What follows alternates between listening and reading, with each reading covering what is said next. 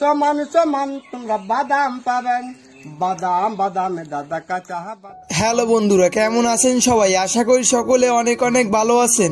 TikTok এবং social মিডিয়ায় কোনো সাইটে প্রবেশ করলে এই গানটি বর্তমানে প্রচুর শোনা যায়।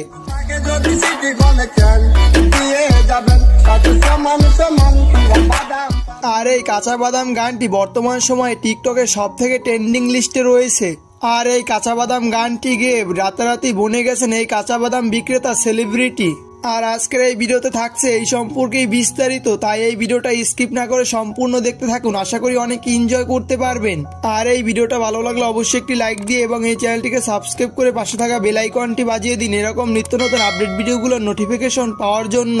তো চলুন ভিডিও শুরু করি। আর এই লোকটি আপনারা হয়তো অনেকেই ভাবছেন বাংলাদেশি, কিন্তু তিনি বাংলাদেশি নন, তিনি ভারতের একজন দারিদ্র পরিবারের সন্তান। বলতে পারেন অনেক দারিদ্রতার ভিতরেই কাটছে তার দিন। তিনি বাংলাদেশের মানুষের কাছে সাহায্যও চেয়েছেন। হয়তোবা তিনি কখনো ভাবতেই পারেননি তিনি যে এই গানটি গিয়ে রাতারাতি সেলিব্রিটি বনে যাবেন। তবে এই গানটি বর্তমান সময়ে ভারতে হিট না হলেও বাংলাদেশের সব থেকে ট্রেন্ডিং টপিক আপনি বলতে পারেন।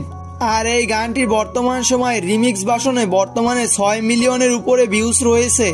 আর এই গানটি দিয়ে লিপসিং করে অনেকেই বাংলাদেশের টিকটকাররা লিপসিং করে অনেক ভিউজ কামিয়ে নিয়েছেন।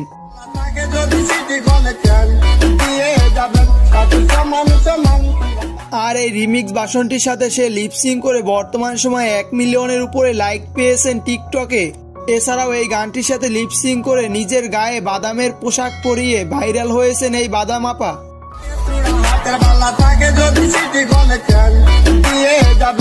তবে আবার এই গানটি কভার করে বাংলাদেশে অনেকেই আবার টিকটকে আপলোড করেছেন, যেমন এই আপলোড করেছেন এই মেয়েটি।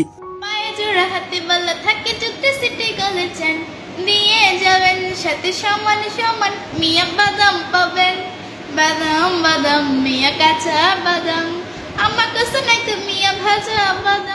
তবে যে যেরকমের রিমিক্স করুক না কেন এই গানটি সব থেকে আমার এই ভার্সনটি সব থেকে রিমিক্সের বেশি ভালো লেগেছে।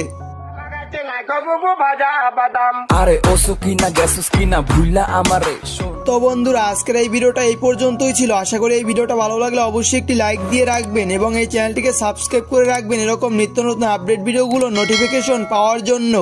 আর এই ভিডিওটা আপনার কাছে কেমন লেগেছে অবশ্যই এই ভিডিওতে কমেন্ট করে জানিয়ে দিবেন। তো ভালো থাকবেন, দেখা হবে পরবর্তী কোনো ভিডিওতে। আল্লাহ হাফেজ।